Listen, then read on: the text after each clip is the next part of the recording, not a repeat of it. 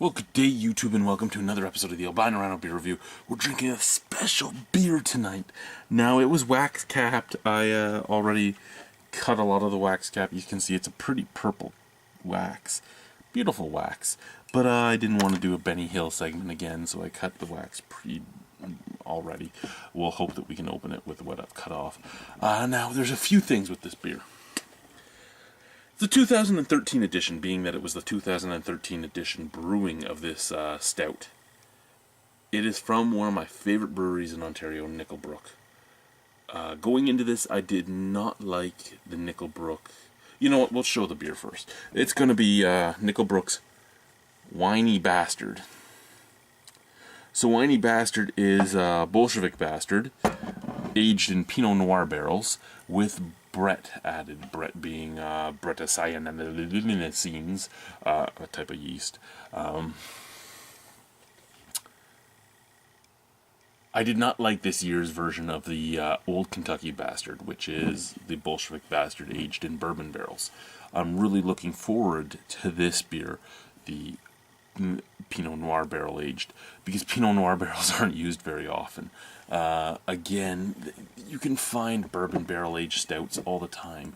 You can't find wine barrel aged stouts very often, so I get really excited when I find them. Here's my things. To whoever added this to Untapped says 10% alcohol. The bottle says 9.5% alcohol. I'm going to go with the brewery who wants to legally sell their booze being correct on the ABV. Next comment. There's 167 people total that have checked this in on Untapped so far. 102 this month. So my question to the other 65 people is, did you work at the brewery and get to try this right out of the barrel, or are you liars? And the reason I ask that is because Winey Bastard was still in the barrel as of the beginning of March. Today is March 20th. 2 weeks ago it was still in the barrel. I was at the brewery just over 2 weeks ago. It was, actually, you know what, just under 2 weeks ago. I was at the brewery on a Thursday. So 13 days ago, so on the 7th, and it was still in a barrel. It was just being pulled out to be bottled like the next day. So did you work at the brewery? Or are you liars? Oh shit, we got it open. We got it open on the first try. Awesome boys, awesome boys. So Winey Bastard, I'm really excited to try this. Nickelbrook took some of the best Pinot Noir barrels from the Niagara wine region. They're from right here in my home! And tossed their Bolshevik Bastard Imperial Stout in it. What have they done to the soft oak and subtle earthy fruit notes from the barrel? Their Imperial Stout has way too much chocolate, coffee, and dark fruit flavors for that delicate note imparted by the barrel aging process.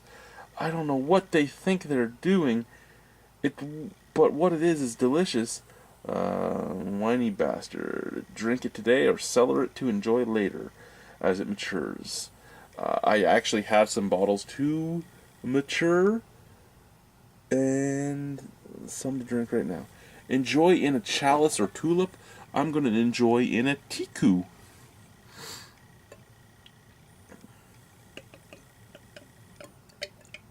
Oh, look at how black that is.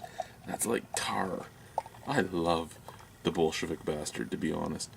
I wish I had enjoyed this year's Old Kentucky Bastard better. But look at that beer! Oh, fucking right, guys, look at that beer. Look at that head. Listen to that head. And look at that head. Look at that beer. Look at that head. Beautiful brown head. Thick. Almost no bubbling. There is some, but that snap, crackle, pop isn't as much as in most beers. But look at that beautiful brown head, very thick, very, very, very, black, a beautiful stout, a beautiful stout. Ooh.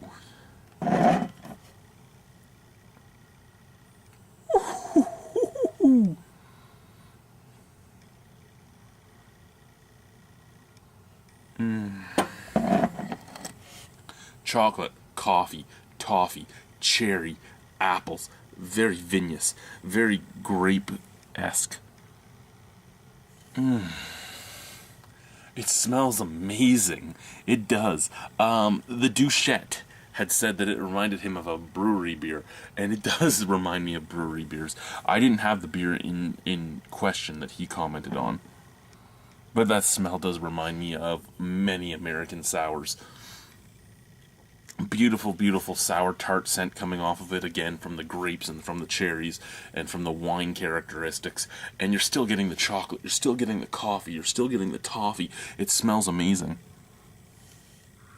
It smells amazing out of the glass, it smells amazing out of the bottle. Let's try the beer. I'm super excited. Cheers, guys.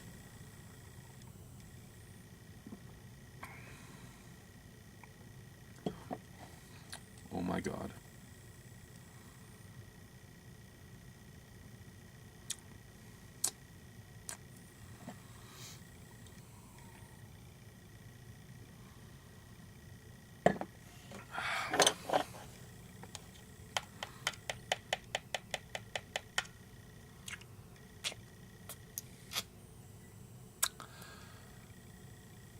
I love this beer. I love Bolshevik Bastard. I didn't like Old Kentucky Bastard. I love this. Now, I love the original Old Kentucky Bastard. I didn't love this year's edition, but I love this. If this is what Pinot Noir barrels do to a beer, there needs to be more Pinot Noir barrel-aged beers. There really does. A beautiful, beautiful, beautiful beer. There's nothing to take away from this beer, really. Now, again, Duchette said it reminded him a lot of Tart of Darkness from the brewery. I've never had Tart of Darkness, but if this is what Tart of Darkness tastes like, I want some Tart of Darkness as well. Beautiful beer. Chocolate, caramel, toffee, vanilla, sour cherry, sour grape. Just a beautiful tartness. I shouldn't say sour cherry and sour grape. Just a tart cherry, tart grape. The Brett comes out. The fruit comes out. It just mingles so well.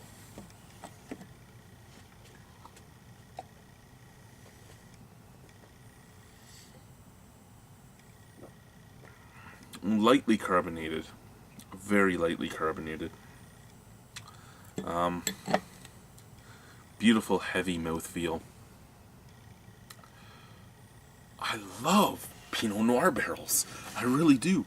Pinot Noir barrels should be a wine barrel that's used by many breweries. You know what? And it could even be Pinot Noir. I don't want to say this, but Innocent Gun, take your regular English bitter that you use for your original and throw it in a Pinot Noir barrel. I think it would be amazing. I really think it would be amazing. And all these breweries that use Pinot Noir barrels here have shown that. The same with cognac barrels.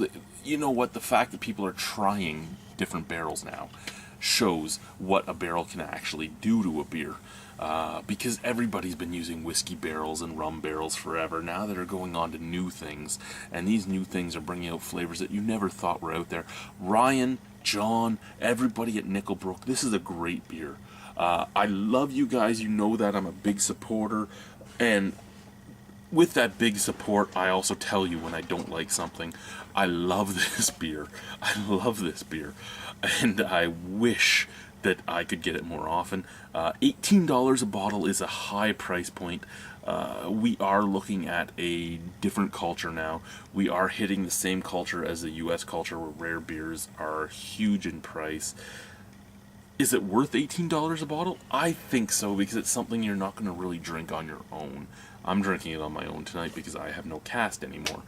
But it's not a beer that you would normally drink on your own. I'm going to cellar one for a special occasion. I'm going to share one when I have 8 different beer reviewers staying at my house for my beer festival and my beer events week in April. And it's going to be a great time.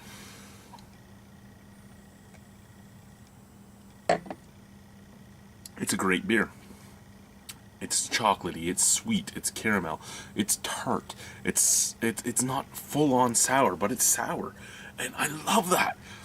I love that I'm getting all these sweetness all these sweet notes, and I love that I'm getting these sour notes on the background. A little bit of roastiness and a little bit of sourness at the back, and it's amazing mixed together. I don't even... I don't... Oh, God!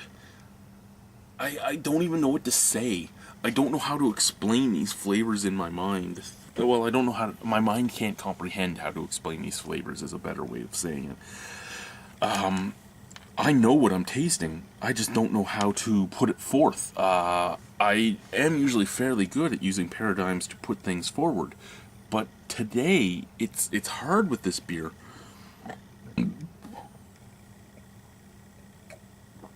And it's 9.5% alcohol. And there's no alcohol burn at all. As Guy would say, it is a very, very dangerous beer. And it really is. It's a very dangerous beer in the fact that there is nothing to it that makes me scared. There is nothing... I would think this is a 5% alcohol beer. I really would. Because the Pinot Noir barrel, the Brett, and the Bolshevik Bastard on its own, it's all hiding the alcohol percentage.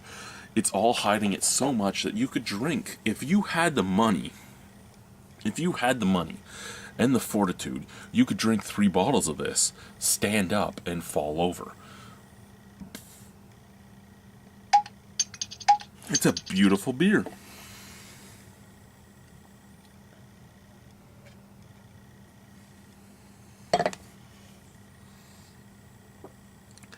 If you have the chance to get it, get it. If you have the chance to share it with somebody, share it.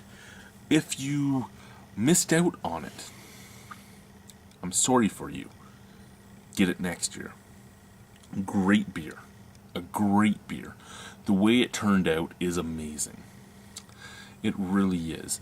And with each year, it'll get a little less amazing as the Pinot Noir barrels lose more and more of their flavor. But as of right now, this year and next year should be awesome. The year after, questionable, unless they get new barrels. Nothing to say but try it, get it. If you are in Canada and you've tried brewery beers and you love that beautiful sour beer, get it. If you've tried Belgian beers and you love the lambics and the Flemishes and all that, get this. It's basically a lambic. Well, not, I shouldn't say lambic. It's basically a Flanders or Flemish red made through a stout. It's beautiful. It's sour. It's sweet. It's chocolatey. It's sour. It's caramelly. It's sour. It's roasty. It's sour. It's dark. It's fruity. It's tart. It's everything that I want in a beer, all mixed together. You know what?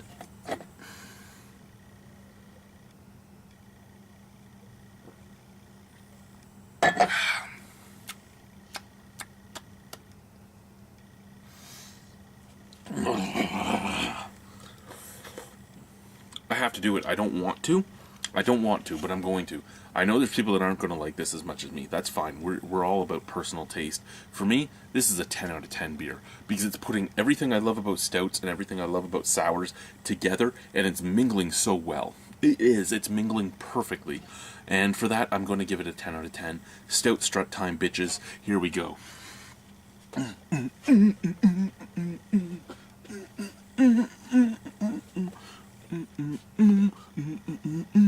John, you and your team made a perfect beer. Perfect beer. And again, I gave Old Kentucky Bastard the first year I had it like a 9.75 or a 9.5. This year I gave it under an 8. This took that away. Fucking right, guys. Fucking right. Bye.